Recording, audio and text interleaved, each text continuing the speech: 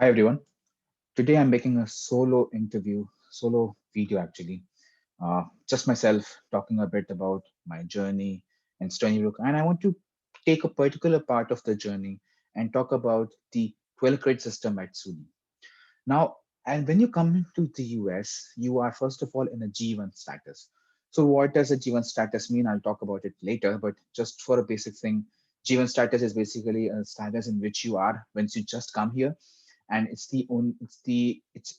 bestowed upon you by default by the United States government when you come here on an F1 visa as a student. Now, what happens is that many universities have many different systems of handling the G1 students. What once you come here for some part of the time that you are here in during the 2 years long masters in science. I know about master in science, that's what I did.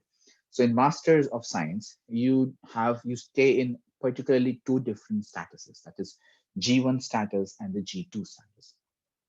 In the G1 status, people usually have to take 9 credits normally, and also in the G2 status. That's like a normal system that's present. Maybe let's say, for example, in ASU, Arizona State University, University of Texas, Dallas. All of these universities has this 9 credit G1 status thing. In the SUNY system, so when I say SUNY system, it's SUN. SUN stands for State University of New York. The SUNY system works a bit differently. Here's when you come once you come here in your G1 status, what happens is that you are allowed, you are supposed, not allowed actually, it is mandatory for you to take 12 credits. This is very important, and it's very different from the rest of the different kind of places that you go to. At Stony Brook University, specifically in the SUNY system, actually, not the Stony Brook, we should say.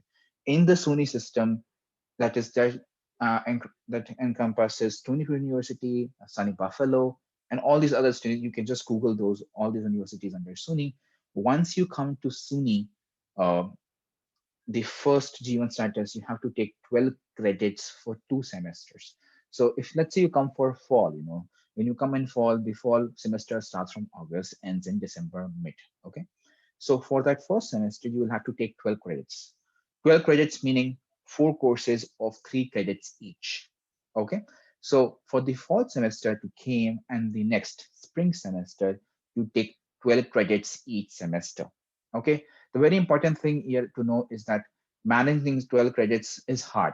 I'm not saying it's impossible. It is truly very possible and people have done that.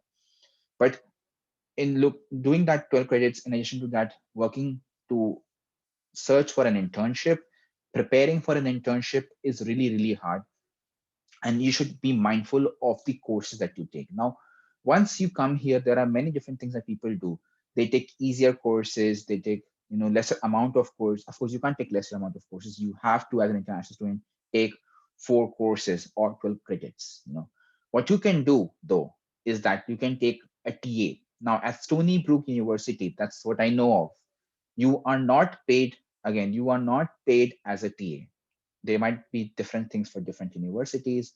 At Stony Brook University, on the graduate level, you are not paid as a teaching assistant. You are given credits.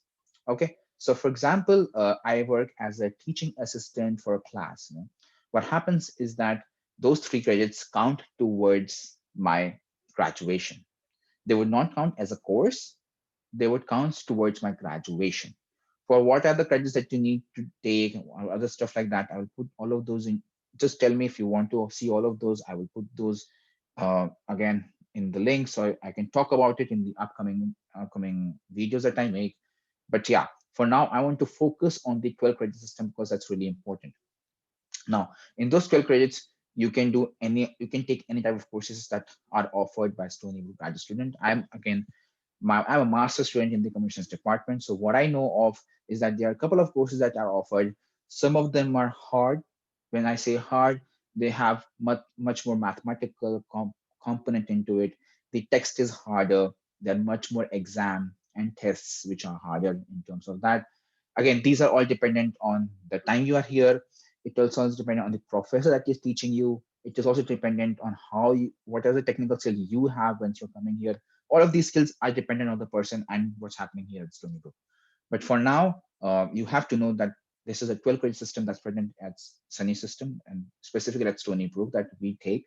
And it's really hard to maintain that. So you should always be mindful of the type of courses that you take. Thank you. That's was all for the first part.